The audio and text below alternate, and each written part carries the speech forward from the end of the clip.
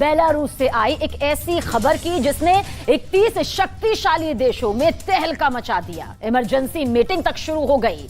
वजह है 30 सेकंड का एक वीडियो। इस वीडियो में दरअसल बेलारूस ने अपने देश में मौजूद परमाणु बॉम्ब का बटन दिखा दिया है।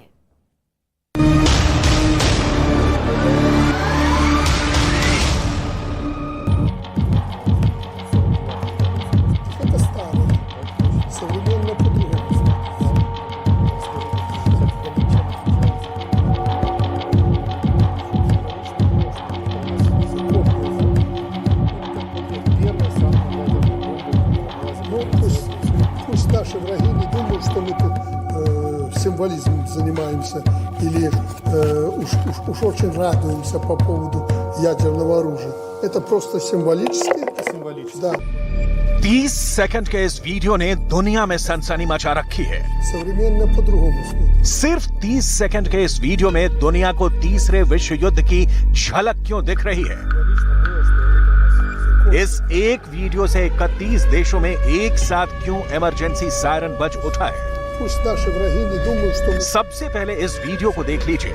इस वीडियो में रिकॉर्ड हुई आवाज को सुन लीजिए। Очень радуемся по поводу ядерного оружия. Это просто символически.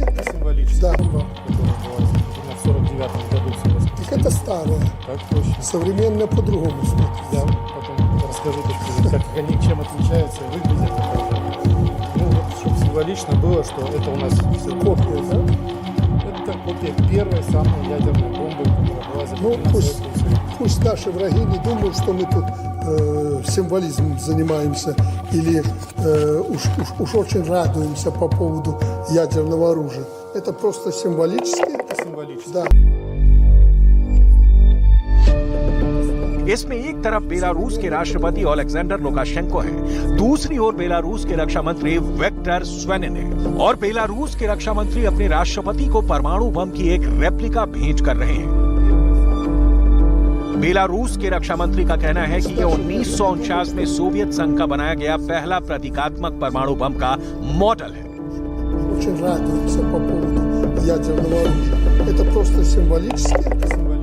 Разрешите, прежде чем приступить к докладу о выполненных задачах в состоянии вооруженных сил, Очень кратко я это... выполнить одну миссию по согласованию. Так точно. Ой, бомбу привез, да? Так точно, товарищ президент. Вручить символичную первая ядерная бомба, которая была...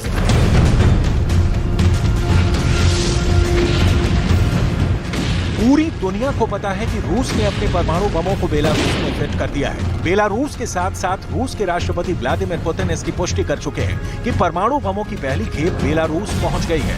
और अब बेलारूस के रक्षा मंत्री विक्टर स्वेनिन ने उस परमाणु बम के मॉडल को लुकाशेंको को भेंटकर दुनिया के सामने न्यूक्लियर पिक्चर पेश की है। साथ ही साथ बेलारूस से खार खाए देशों को बिना कुछ कहे बहुत ही बड़ी चेतावनी दे दी है।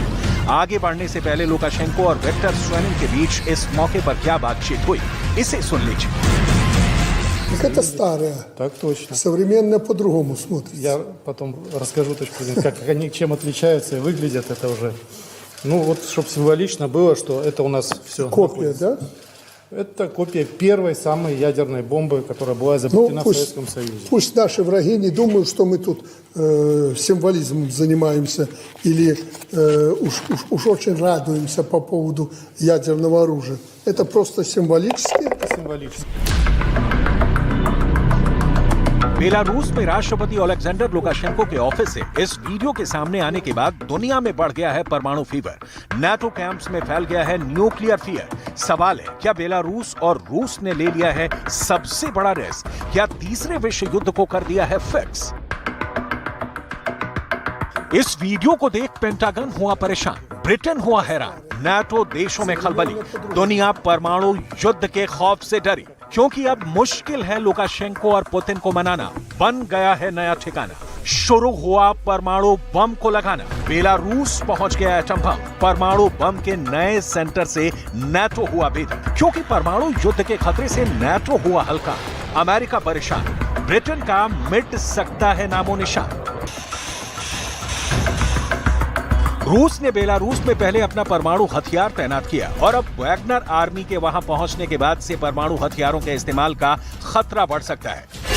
क्योंकि पश्चिमी मीडिया ने दावा किया है कि बेलारूस में परमाणु ठिकानों के पास वैगनर के 8,000 लड़ाके पहले से तैनात हैं।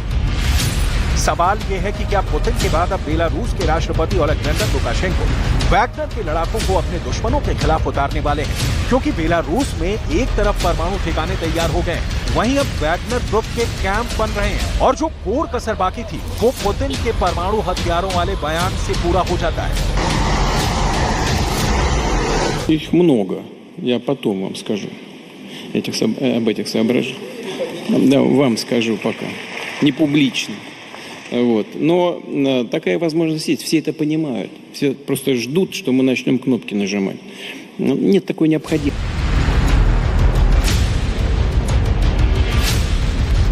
क्या तीसरे विश्व युद्ध का एपी सेंटर बेलारूस बनने वाला है? क्या रूस और नाटो के बीच युद्ध बेलारूस की धरती पर होने वाला है? क्या महीनों से परमाणु हथियारों की धमकी देते आ रहे पुतिन अब वाकई उन्हें चलाने की मूड में लग रहे हैं?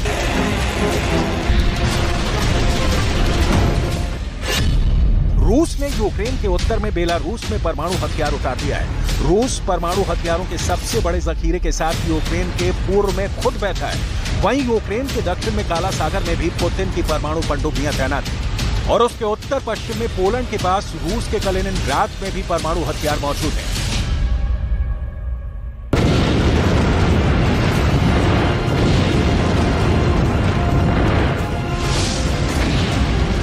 उन्नीस में सोवियत संघ के पतन के बाद ऐसा पहली बार हुआ है। रूस का परमाणु बम रूस से बाहर पहुंच चुका है। ऐसा पहली बार है जब दुनिया भर में सबसे अधिक परमाणु बम रखने वाले देश ने अपने बॉर्डर के बाहर परमाणु हथियारों की तैनाती की है। बेलारूस में रूस की मिसाइलें तनी हुई हैं। बेलारूस में रूस के लड़ाकू विमान गरज रहे हैं। बेलारूस में रूस के टैंक दौड़ रहे हैं। बेलारूस में रूस के सैनिक मोर्चा बनाकर डटे हुए हैं। बेलारूस में रूसी मिसाइलों की तैनाती से नाटो में पहले से ही खलबली मची थी। अब बेलारूस में रूस के परमाणु हथियार भी फिट हो गए हैं।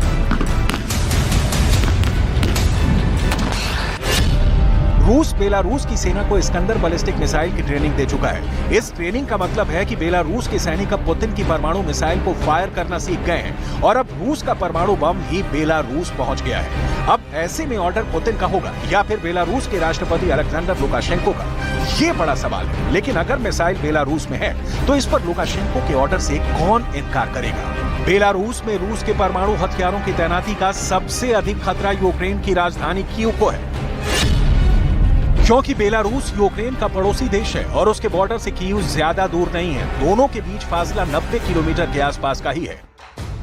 बेलारूस में परमाणु हथियारों को उतारकर पुतिन की तैयारी यूक्रेन को 2 दिशाओं में घेरने की है।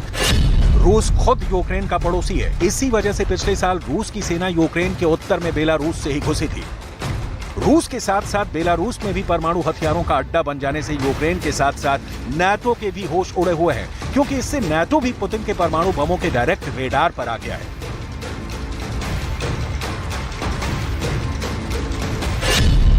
इसकी वजह यह है कि बेलारूस पोलैंड, लिथुआनिया और लात्विया जैसे देशों का भी पड़ोसी है। बेलारूस इनसे 1250 किलोमीटर लंबा बॉर्डर साझा करता है और पोलैंड, लिथुआनिया और लात्विया नाटो के सदस्य हैं। बेलारूस की अपने इन तीनों पड़ोसियों से रत्ती भर भी नहीं बनती।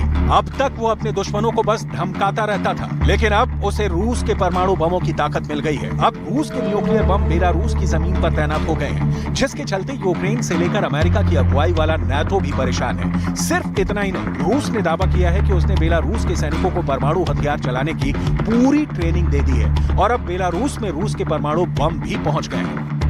Разрешите, прежде чем приступить к докладу о выполненных задачах в состоянии вооруженных сил, Очень кратко я это... выполнить одну миссию по Бомбу согласованию. привез. Так точно. Ой, я бомбу привез, да? Так точно, товарищ президент.